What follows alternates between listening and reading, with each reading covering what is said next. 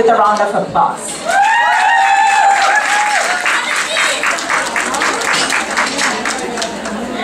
Hi everyone, happy Women's Day. My name is Deeksha Chada. Ladies, kindly please may we have your attention please. Thank you. My name is Deeksha Chada, and I'm here to represent No Country for Women. So, No Country for Women is a national campaign aimed at changing the perspectives on women in India. So, we aim at education, conversation, and action. So, today I'm here because we have some perspectives on gender roles and gender-based discrimination that we should begin changing. Okay, so before we get started, let's talk about some common misconceptions about rape. So, number one, the common misconception that rape is an Indian issue. No, rape is a worldwide issue. Rape occurs everywhere in the United States also. And in fact, if any of you want to send your children to college, 1 in 4 women are sexually assaulted during their time in college. Number two, all rape victims are women. So you may be wondering, why are we here? We live in America, we're women. Why are we here? We're educated, we come from good families, we're not the problem. You may think, the people in India, they're the problem. The men, the rural, illiterate, uneducated men, they're the problem. They're the ones that are going and raping. That's the myth that we're going to shatter today. Today, we have to recognize that we are a part of the problem. Because of our views on gender and gender-based discrimination, oftentimes victims that are South Asian are afraid to report sexual assaults. And South Asian perpetrators, the people that do rape, get away with it. So, one thing we have to get straight is that rape is not about sex. Rape is a symptom of a larger social disease called gender-based discrimination. So, for those of you that are scientifically inclined, think of gender policing as a type of cancer. And think of rape as the metastasis, so the spread of the cancer and the symptoms that you get because of the cancer. So that rape is just one of those. So, before we talk about gender policing, we have to understand what the difference between gender and sex is. So, what's the difference? Sex is the biological and physiological characteristics that define men and women. For example, your body parts and your hormones, they define you as male or female. The combination of these roles and norms will create gender stereotypes. So we'll say, oh, you know how those girls are. They're so emotional, they're so clingy, we need to be careful of them. Or you'll think, oh, these guys, they just don't understand us, they don't understand what we're feeling, they don't have feelings. So where are these stereotypes coming from? Let's talk about Telugu film. So, in the Telugu movies, you'll see, this main superstar, power star, megastar, who's, super sporty, masculine, super strong, and he's very protective, and he goes around, saving all these women, saving all these people from, harm, and he's ready to go for a fight and everything like that.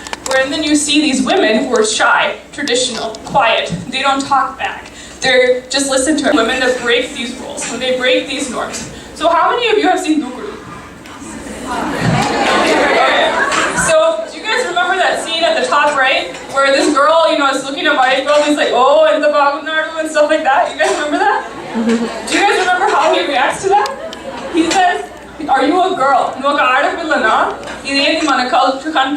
Culture. So he's basically telling this random stranger, he's yelling at her, saying you're not acting like a girl, because you're checking people out. The funny part is, the entire movie, all Mahesh Babu does is go after Samantha.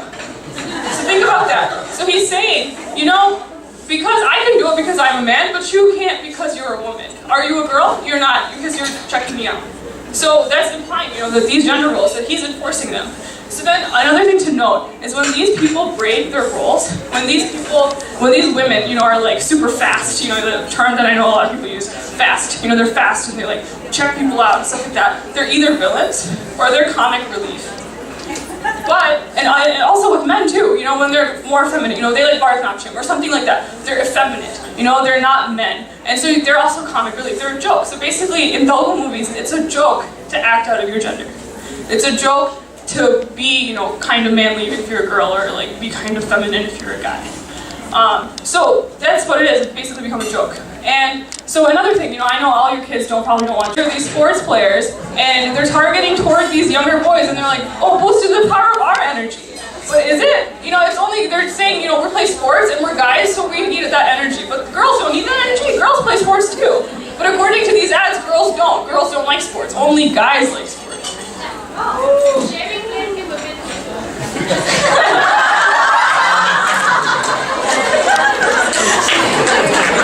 That's great.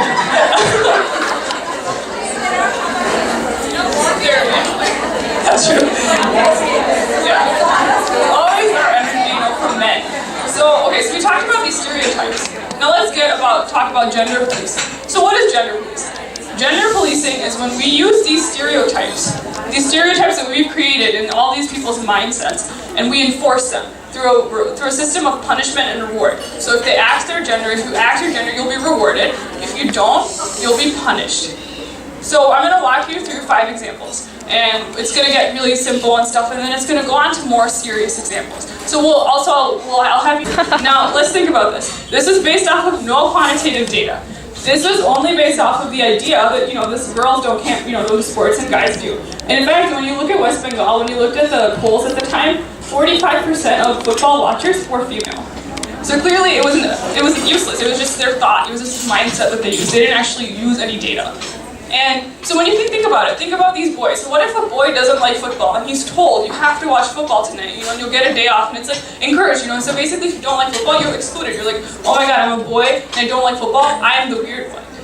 And when you're a girl and you want to watch football, and you want to go, but then you have school the next day, so you have to sleep early. It's basically saying, well, I'm a girl and I can't watch football. Like, even these institutions are telling me that I can't watch it. So then this is an educational institution. There's also other institutions like religion, law, politics that always enforce these things, and we don't realize it until we're affected. So example 3, how many of you have seen Kuch Kuch Hota? Yeah, everybody loves that. Okay, so, Rahul and Anjali are best friends, right? And then Anjali loves Rahul, Rahul doesn't like her, he marries somebody else, she dies, he sees Anjali again and they fall in love, married, happily ever after.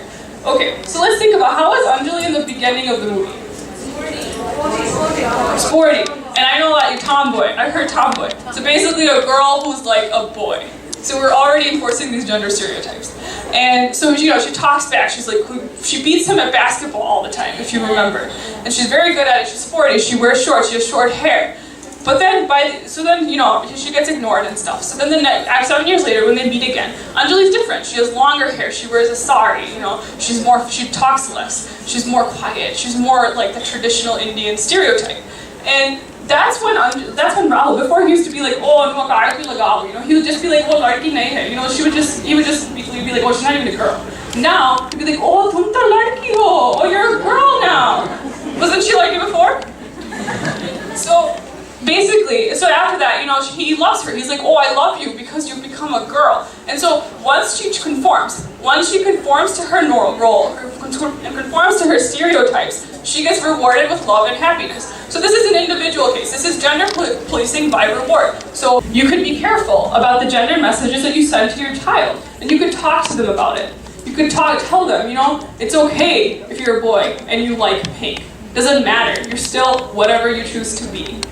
As an individual, you strike conversations with people around you. Talk about it with other people. Talk about this. Be like, oh, this happened. We should think about it. Because it's a ripple effect. When you talk to other people, they'll start thinking about it. Now, as a member of the Telugu community, because this is TAGC's Women's Day, speak up against these gender practices that you see.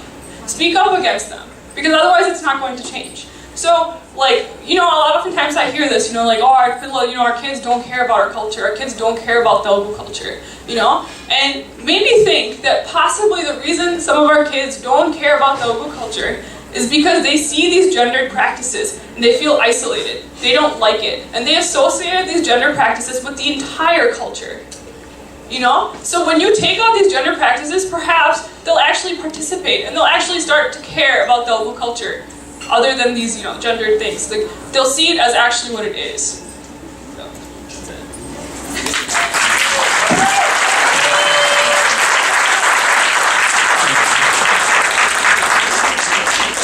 Thank you, Deeksha. That was such a thought-provoking speech. I'm sure I enjoyed it very much, and I'm sure all of you did as well. And hopefully, moving forward, we will send our, maybe change our mindsets just a little bit, if we haven't already. I'm not going to be generalizing a comment, but I'm sure all of us have been through this, but thanks a lot. That was very thought-provoking. Okay.